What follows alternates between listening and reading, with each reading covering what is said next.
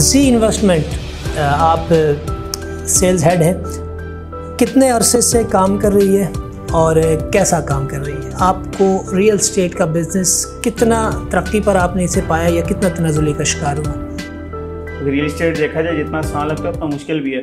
बिस्मिल्लाहिर्रहमानिर्रहीम, अस्सलाम वालेकुम नाज़रीन। जस्टिस टीवी से प्रोग्राम स्ट्रेट लाइन के साथ मैं आपका मेज़बान रेहान अब्बासी हाज़िर खिदमत हूँ। नाज़रीन, पाकिस्तान में कहा जाता है कि अगर टॉप बिजनेसेस की बात की जाए तो रियल एस्टेट उन बिजनेसेस में सर फहरिस्त है। इस वक्त पाकिस्तान के तुलो अर्ज़ में ये कारोबार अपने उरूज पर है और इसी हवाले से हम मुख्तलिफ़ मौक़े पर मुख्तलिफ़ रियल एस्टेट के जो अफराद हैं या जो रियल एस्टेट कंपनीज़ के मालिकान हैं, सोसाइटी मालिकान हैं, हम उनसे गुफ्तगू भी करते रहते हैं। उनसे इस हवाले से हम रहनुमाई भी लेते रहते हैं कि इस बिज़नेस में नए आने वाले लोगों के लिए क्या फ़वाइद मौजूद हैं। आज इसी सिलसिले में हमने अपने स्टूडियो में मदऊ किया है जनाब मोहतरम राजा मुकर्रम जमील साहब को। सेल्स हेड हैं जी इन्वेस्टमेंट के, आज हमारे साथ मौजूद होंगे और इनसे हम आज इसी कारोबार के हवाले से बहुत कुछ जानने की कोशिश करेंगे और साथ साथ इनकी कंपनी के हवाले से भी जानने की कोशिश करेंगे कि ये रियल एस्टेट में इनकी कंपनी का क्या किरदार है। अस्सलाम वालेकुम। वालेकुम सलाम। कैसे मिजाज हैं? अल्हम्दुलिल्लाह। अल्हम्दुलिल्लाह, बहुत शुक्रिया आप तशरीफ़ लाए। जी इन्वेस्टमेंट आप सेल्स हेड हैं, कितने अरसे से काम कर रही है और कैसा काम कर रही है? सही, अल्हम्दुलिल्लाह तकरीबन 10 साल से हम मार्केट में हैं, लेकिन जो हमने ये ऑफ़िस बनाया या जी इन्वेस्टमेंट के नाम से हम मार्केट में इन हुए हैं, इसे तकरीबन 2 साल हुए हैं। सही। वैसे हम डिजिटल मार्केटिंग में खुद मेरी टीम है, मेरे CEO साहब हैं, MD साहब हैं और जो साथ मेरे कंसल्टेंट काम कर रही हैं या कर रहे हैं, वो हमारी एक पूरी टीम है जो 10 साल से हम इस पे वर्क कर रहे हैं। तो और अल्हम्दुलिल्लाह बेहतरीन वर्क कर रहे हैं हर तरह से। काम का आगाज़ मार्केटिंग से किया और फिर रियल एस्टेट में आ गए?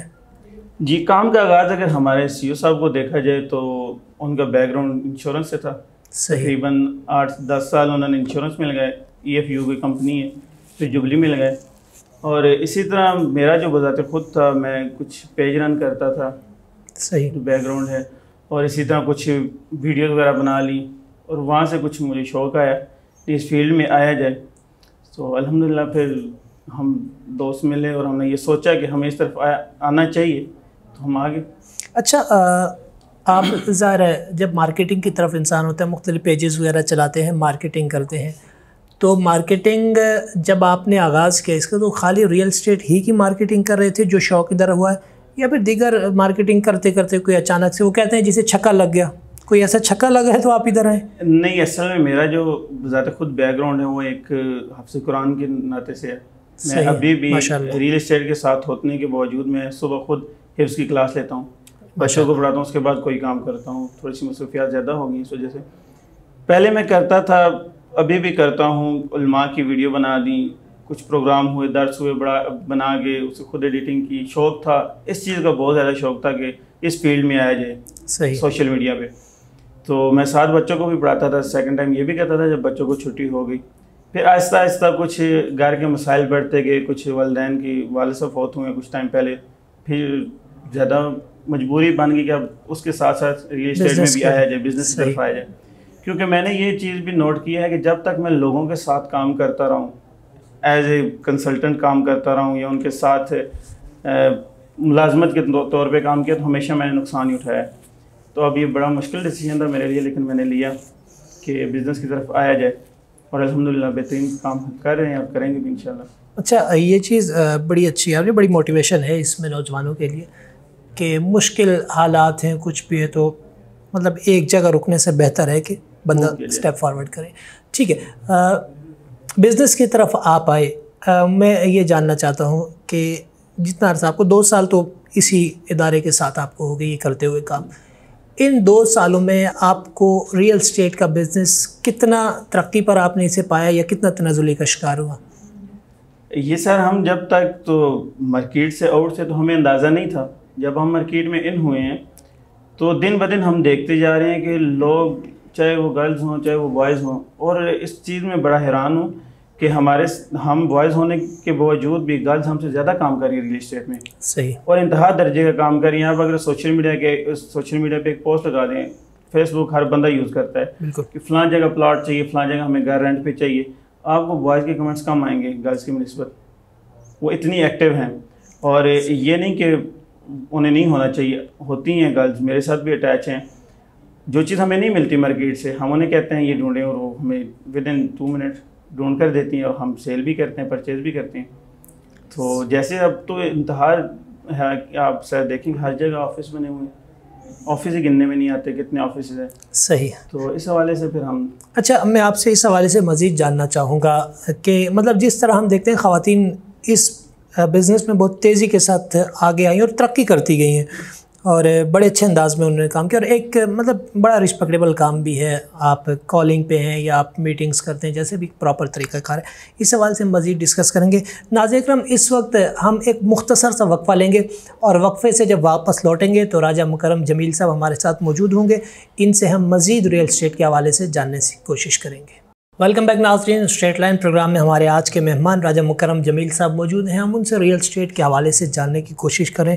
अच्छा राजा साहब, हम बात कर रहे थे जिस तरह ख़वातीन की कि इस बिज़नेस में बड़ी तेज़ी के साथ पिछले कुछ अरसे में ख़वातीन आगे बढ़ती गई हैं, और बड़े अहसन अंदाज में वो काम भी कर रही हैं। मैं ये जानना चाहता हूँ कि हमारे व्यूअर्स में बहुत सारी ख़वातीन भी हैं जो देखती हैं, इस प्रोग्राम को देखती हैं, तो उनके लिए आप क्या कहना चाहेंगे कि ये बिज़नेस ख़वातीन के लिए कितना बेहतर है, या मैं अगर थोड़ा बढ़कर बात करूँ तो कितना सिक्योर है उनके लिए बिज़नेस? असल में जब ख़वातीन हों या मर्द हों, ये जब मार्केट में इन होते हैं तो मुख्तलिफ़ किस्म के लोग आपको मिलते हैं। ऐसा ही अच्छे भी होते हैं, बुरे भी होते हैं। हमारे साथ टीम में जो गर्ल्स काम कर रही हैं, हमने तो उन्हें एक ही बात कही है कि देखिए आप मार्केट में आ गए, ऑफिस में आ गए, आप हमारी अब इज़्ज़त हैं सबसे पहली, क्योंकि एक ख़वातीन के लिए, गर्ल्स के लिए, उसके लिए सबसे पहली चीज़ होती है उसकी इज़्ज़त। सही, बिल्कुल ठीक है। तो हमारे पास जो हमारे साथ काम कर रही हैं गर्ल्स, हम उन्हें यही कहते हैं कि आप अब यहाँ आ गई हमारे ऑफिस में, तो आपकी इज़्ज़त ऐसे जैसे हमारी बहनों की इज़्ज़त है। सही है। सबसे पहले हम उन्हें ये कहते हैं, और दूसरी बात हम जो उन्हें कहते हैं कि हमेशा आप अपना माइंड जो पॉजिटिव रखें। सही, ठीक है, नीयत साफ़ रखें। तरह तरह के लोग तो मिलने हैं, इसमें कोई शक नहीं। हम किसी को देख के नहीं कह सकते कि इसका माइंड कैसा है या क्या सोच है इसकी, लेकिन हम इसके बावजूद भी अपनी तरफ से फुल कोशिश करते हैं जो हमारे साथ हैं जुड़ी या काम कर रही हैं कि उनकी इज़्ज़त का ख्याल रखा जाए। और अगर इंसान, मैं समझता हूँ कि खुद सही हो तो अल्लाह पे तवक्कुल हो तो कभी भी इंशाल्लाह उसको गलत लोग मिलेंगे ही नहीं। सही, बहुत ज़बरदस्त। अच्छा राजा साहब, मैं वापस आता हूँ आपके जी इन्वेस्टमेंट की जानिब। इस वक्त आप लोग जो काम कर रहे हैं, ये सोसाइटीज़ के साथ काम कर रहे हैं या फिर इंडिविजुअली काम कर रहे हैं? इससे हम अभी इस टाइम जो काम कर रहे हैं मुख्तलिफ सोसाइटीज़ के साथ काम कर रहे हैं। जैसे कहा भी जाता है, और अगर देखा जाए थोड़ा सा भी सर्च करें तो बैरियर टाउन के बाद सबसे महंगी और सबसे बेहतरीन जो सोसाइटी है वो B17 मल्टी गार्डन है इस टाइम। सही। उसके बाद हम मल्टी का काम करते हैं B17 का। उसके बाद पार्क व्यू सिटी है, फैसल हिल्स है, और एक है मोटरवे सिटी एग्जेक्टिव ब्लॉक। ये उन लोगों के लिए मोटरवे सिटी एग्जेक्टिव ब्लॉक जो नॉर्मल उनकी है, पे नॉर्मल है, और वो इतना नहीं कर सकते अफोर्ड कि वो किसी बड़ी सोसाइटी में ले लें। लेकिन मैं यहाँ ही आपको बात बताना चाहता हूँ कि मोटरवे सिटी एग्जेक्टिव ब्लॉक जो हम सेल कर रहे हैं वो भी RDA से मंजूर शुदा है, NOC क्लियर है, उसका कोई इशू नहीं है। उसमें यह है कि हम खुद अथोराइज डीलर हैं मोटरवे सिटी के साथ, तो हमें जो कुछ हो सकता है हम अपने क्लाइंट के साथ करते हैं या जितना कम हो सके। और हमारी सोच भी ये होती है कि अमीर लोगों के पास तो पैसा है, वो ले लेंगे जहाँ मर्जी। हम अप्रोच जो कोशिश करते हैं, कॉल सेंटर भी हमारा, कि हम उन लोगों के साथ अप्रोच की जाए जो गरीब हैं, जो कुछ नहीं बना सकते। क्योंकि हर बंदे की ख्वाहिश होती है कि मैं इस फील्ड में जाऊँ, या मेरा भी कोई घर होना चाहिए, मेरी भी जगह होनी चाहिए, मेरे बच्चों की भी होनी चाहिए। तो हम उन्हें यही कहते हैं कि आप मोटरवे सिटी एग्जेक्टिव ब्लॉक की तरफ आएँ, और बहुत मुनासिब कीमत है, ये भी नहीं कि बहुत ज़्यादा। उसकी इंस्टॉलमेंट सर 8,000 रुपये मंथली, इतना कोई इशू भी नहीं है। सही। और NOC भी अप्रूव्ड है, हर तरह से बेहतरीन है। अच्छा, NOC अप्रूव्ड की आपने बात की, मैं उसी जाने पा रहा हूँ। हमारे अगर हम ट्विन सिटी की बात करें तो 2 बड़े इदारे हैं, RDA और CDA। लेकिन हम देखते हैं कुछ सोसाइटीज़ ऐसी हैं जो CDA या RDA से उन्हें सर्टिफिकेट मैसर होता है, ले लेते हैं, वो NOC लेकर काम करते हैं। और बहुत बड़ी तादाद में सोसाइटीज़ ऐसी भी मौजूद हैं जिनके पास NOC नहीं है। लेकिन ज़ाहिर है लोगों को अगर ज़मीन चाहिए, लोगों को प्लॉट चाहिए, तो लोग जाते हैं उनके पास। आपसे जानना चाहता हूँ कि क्या फ़र्क है एनओसी वाली सोसाइटी का और जो है एनओसी के बगैर सोसाइटी जो चल रही है उसका। देखिए सर, कुछ अर्सा पहले जो एनओसी जिनके पास नहीं थी, पहले लोग लेते रहे, हर जगह लेते रहे, और उन लोगों ने बड़ा नुकसान उठाया, क्योंकि बार दफ़ा आप जब हुकूमत से या इन इदारों से छुप के बनाते हैं, कोई चीज़ बनाते हैं, तो वो तो राइट रखते हैं कि आप टैक्स नहीं दे रहे पाकिस्तान में रहकर, और फिर जब आपसे लेते हैं, ज़बरदस्ती लेते हैं, उनका हक़ है जो हुकूमत का है, तो वो फिर सोसाइटी को गिराते भी हैं और ठीक ठाक उनको फिर इज़्ज़त नहीं रहती है किस्म की। मैं कहूँगा कि उन सोसाइटीज़ के मालिकान की इज़्ज़त नहीं रहती, तो इस वजह से फिर वहाँ जो जिन्होंने प्लाट लिए होते हैं वो भी नहीं लेते, वो भी परेशान हो जाते हैं यार कि अब इसकी इज़्ज़त अपनी नहीं रही तो हमारी क्या रहेगी। तो इस वजह से अब लोग भी, जो क्लाइंट भी हैं, वो भी बहुत समझदार हो गए हैं। सबसे पहले उनका सवाल ही सर ये होता है कि एनओसी अप्रूव है या नहीं। अच्छा, मैं मिसाल के तौर पर मेरे पास ज़मीन है, मैं वहाँ पर मतलब मेरे पास बड़ी तादाद में ज़मीन है, मैं वहाँ अपनी कोई सोसाइटी बनाना चाह रहा हूँ, तो क्या मेरे लिए लाजमी है कि मैं फिर भी एनओसी लूँ? सर देखें, जब आप एक बड़े रकबे में, मेरे ख्याल में हुकूमत की तरफ से 100 कनाल से कम पे नहीं है, 100 कनाल से बढ़ेगा जब आप चीज़ बनाएंगे, तो एनओसी सर यही होती है कि आप वहाँ लिख कर दे कर आते हैं जी कि हम सोसाइटी बना रहे हैं, लोगों को घर रिहाइश तो देंगे लेकिन साथ साथ लोगों की हर चीज़ पूरी करेंगे। सही। जैसे रोड्स हो गए, पार्क हो गए सोसाइटी के अंदर ही, इसके अलावा गैस, पानी, बिजली। सही। ये तो जो अंदर लोग रहते हैं उनका हक है, और जो अप्रूव नहीं होती वो फिर इन चीज़ों की तवज्जो नहीं करती। उनका काम होता है सेल की आबाद हो या ना हो, तो लोग वहाँ रहकर फंस जाते हैं कि उन्हें सहूलियात ही नहीं मिल रही होती। तो इस वजह से एनओसी जब अप्रूव होती है तो अगले बंदे को पता होता है कि यहाँ मैंने हर चीज़ पूरी करनी है, नहीं तो मेरे लिए रोला हो जाएगा, फिर मुश्किल हो जाता है। अच्छा, बहुत अच्छा। मतलब कोई सोसाइटी है, हम किसी सोसाइटी में प्लॉट ले रहे हैं, दो तरह के प्लॉट्स हैं, एक तो हो गए रेजिडेंशियल प्लॉट्स और एक हो गए कमर्शियल प्लॉट।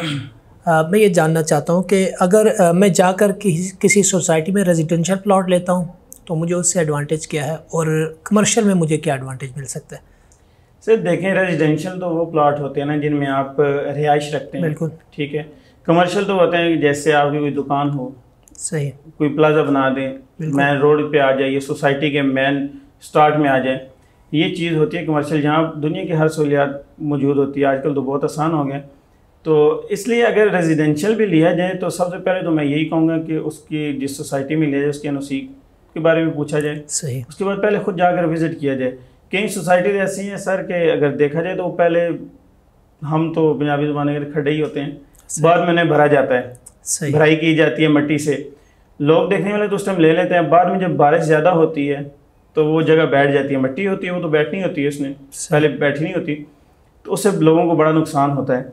अभी मैं तो यही कहूँगा कि अगर पार्क व्यू सिटी है, इसी तरह B17 है, फैसल हिल्स है, इनमें अगर रेजिडेंशियल लिया जाए या कमर्शियल लिया तो बहुत बेस्ट है, क्योंकि इनमें सारी वो सहूलियात मौजूद हैं जो एक बंदे, बिजनेसमैन के लिए या आम बंदे के लिए होना ज़रूरी है। अच्छा, इन्वेस्टर के लिए क्या फ़ायदा है? सर अभी इन्वेस्टर तो हर जगह फैला हुआ है, हर बंदा आप देखें चलता फिरता इन्वेस्टर है। सही, ठीक है, वो चाहे ज़मीन का इन्वेस्टर हो या चाहे किसी और चीज़ का हो, वो मोबाइल ले लें या कोई भी चीज़ ले लें, वो लेगा, थोड़े से आगे जाएगा, उससे 50-100 या 1000 लाख बचत हो रही है तो वो सेल कर देगा, इन्वेस्टर यही है। लेकिन इस टाइम हर बंदे की ख्वाहिश होती है कि मेरा पैसा जो मुझे मिल रहा है, मेरी आमदनी से ज़्यादा है, वो कहीं ना कहीं इन्वेस्ट किया जाए। सही। तो उसके लिए वो फिर ऐसी जगह देखते हैं कि जो सिक्योर हो, तो उसके लिए मैं यही कहता हूँ कि B17 और फैसल हिल्स सबसे बेस्ट है। एनओसी का कोई इशू नहीं है। उसकी एक्सेस की बात की जाए तो मैन GT रोड से है, और बैक साइड उसके देखी जाए तो मोटरवे इंटरचेंज भी उन्हें अप्रूव हो गई है सोसाइटी को, तो ये बहुत ज़बरदस्त है हमारे लिए अगर वहाँ इन्वेस्टमेंट की जाए, क्योंकि कई सोसाइटीज़ ऐसी हैं कि जिनकी रीसेल नहीं है। रीसेल से मतलब ये होता है कि अगर आपने प्लाट ले लिया 20 लाख का, आपको अचानक सेल करना पड़ गया, तो वो या तो प्लाट आपका कम पैसों में जाएगा, और बहुत मुश्किल अगर गया तो आपको पूरे पैसों में जाएगा, आपको फ़ायदा कोई नहीं होगा। लेकिन फैसल हिल्स और B17 ऐसे दो सोसाइटीज़ हैं कि इसमें अगर आपने 5 लाख इन्वेस्टमेंट की, रात गुजरी, सुबह हुई, तो समझे कि आपका लाख नहीं तो 50,000 रुपये बढ़ गया। सही सही। क्योंकि कई लोगों की ज़ुबान में उसे ये भी कहा जाता है कि यहाँ मैं आपको एग्जांपल देता हूँ सर, पिछले महीने हमारे पास एक क्लाइंट का प्लॉट आया था सेल करने के लिए, वो अचानक सेल करना पड़ गया हमें। मल्टी गार्डन गया था B17 का, बंदा कहता है जी हमें 85 लाख दे दें। सही। और फ़ौरन सेल कर दें। हमने काफ़ी सारे बंदों से बात की, यार ले लो, किसी ने नहीं लिया। कहते हैं यार इसकी कीमत है ही नहीं। और वही बंदा फिर शाम को हमें कॉल करता है, जैसे हम सुबह दे रहे थे, वो हमें 1 करोड़ से ऊपर की ऑफर खुद कर रहा है, और साथ ये भी हमें कह रहा है कि आपको रिबेट वगैरह कमीशन अलग से देंगे, आप ये हमें देने। लेकिन अब वहाँ हमने अपने क्लाइंट का सोचा कि यहाँ हमने डीलर्स को फ़ायदा नहीं देना बल्कि अपने क्लाइंट्स को देना है कि बाद में भी हमारे साथ जुड़े हैं। तो फिर हमने क्लाइंट्स की तो मिलजुल के मजबूरी से वो निकाल दी, तो हमने उन्हें प्लाट सेल नहीं करने दिया। मतलब शाम दिन को क्या रेट है और शाम को क्या रेट है इसमें कोई पता नहीं लगता, लेकिन जाता है ऊपर ही है, नीचे नहीं आता, प्रॉफिट में रहते हैं। अच्छा, मैं आपसे इन्वेस्टर्स के हवाले से मज़ीद जानना चाहूँगा, लेकिन उससे पहले नाज़रीन इकराम हम एक मुख्तसर सा एक ब्रेक लेंगे। ब्रेक से वापस आएंगे तो हम मज़ीद इनसे पूछेंगे कि मतलब एक इन्वेस्टर है वो कि इन्वेस्टमेंट कर रहा है कि सोसाइटी में, और ख़ास तौर पर अब जो हालात चल रहे हैं, जिस तरह कहा जा रहा है कि महंगाई बहुत ज़्यादा बढ़ चुकी है, तो इस वक्त वो इन्वेस्टर किस हद तक आगे से आगे मतलब ज़्यादा से ज़्यादा इन्वेस्टमेंट कर रहा है या इन्वेस्टर अब टूट रहा है। इस हवाले से हम गुजारिश करें, इनसे गुजारिशात करेंगे और इनसे सुनने की कोशिश करेंगे। हमारे साथ रहिएगा। वेलकम बैक नाज़रीन, प्रोग्राम स्ट्रेट लाइन में हमारे आज के मेहमान राजा मुकर्रम जमील साहब मौजूद है और आज हम इनसे रियल एस्टेट के हवाले से जानने की कोशिश कर रहे हैं। अच्छा मुकर्रम भाई, जो हम बात कर रहे थे इन्वेस्टर के हवाले से, अभी जैसे कोरोना की जो सूरत हाल रही है, मतलब पिछले अगर हम देखें तो 2 साल ही तकरीबन हमारे इसी में गुजर गए, कोरोना में ही। तो कभी लॉकडाउन आया, कभी लॉकडाउन हट गया, फिर जो सारी सूरत हाल आपके सामने है, उसके साथ साथ दूसरा ऊपर से ये कि महंगाई बहुत ज़्यादा हो गई है। अब इस सारे सिनेरियो में हमारा इन्वेस्टर कहाँ खड़ा है, वो कहाँ स्टैंड कर रहा है? आया इन्वेस्टर हमारा टूट रहा है या फिर वो स्टिल अपनी जगह स्टैंड कर रहा है? देखें रिहान भाई, बहुत सारे इन्वेस्टर ऐसे हैं कि जो इन्वेस्ट भी करते हैं और साथ रियल एस्टेट के बिज़नेस के साथ खुद भी अटैच हैं। सही। कई इन्वेस्टर ऐसे हैं कि जो जॉब कर रहे हैं, सही, जॉब के साथ साथ उनके पास जो पैसा है आता है या जो भी है वो इन्वेस्ट करते हैं, वो इन्वेस्टर अलग हैं। जो बिज़नेस के साथ खुद अटैच हैं उन्हें तो कोई फ़र्क नहीं पड़ा। सही। उसकी वजह ये है कि जब कोरोना हो गया, उसके बाद फिर महंगाई हो गई, तो ज़ाहिर बात है कि कई लोगों की तो जॉब भी चली गई, हर तरह से ओवरसीज़ भी बहुत सारे आ गए पाकिस्तान वापस। और यहाँ मैं बताता चलूँ कि इन्वेस्टर ज़्यादा हमारे ओवरसीज़ होते हैं। सही। जो अपनी फैमिली से छुप के पैसे बेचते हैं कि फैमिली को भी पता ना चले और हमारी कुछ इन्वेस्टमेंट पाकिस्तान में हो जाए सरप्राइज़ के तौर पे शायद, तो उनके लिए भी बड़ा मुश्किल हो गया। वो जब वापस आते हैं तो फिर अब उनके पास कुछ नहीं होता। सही। तो वो कहते हैं सेल करें। अब जो रियल एस्टेट के बिज़नेस के साथ अटैच होता है इन्वेस्टर, वो क्या कहता है, वो कम प्राइस में खुद उठा लेता है। सही। उन्हें तो उस टाइम दे रहे थे, लेकिन वो कम प्राइस में उठा के अपने पास रख लेता है, और जैसे ही कोरोना में थोड़ी सी कमी आती है तो वो मार्केट करके तो वो अपना मुनाफा पूरा कर लेता है, पैसे बल्कि डबल ट्रिपल कर लेता है उससे। तो ये 2 तरह के इन्वेस्टर हैं।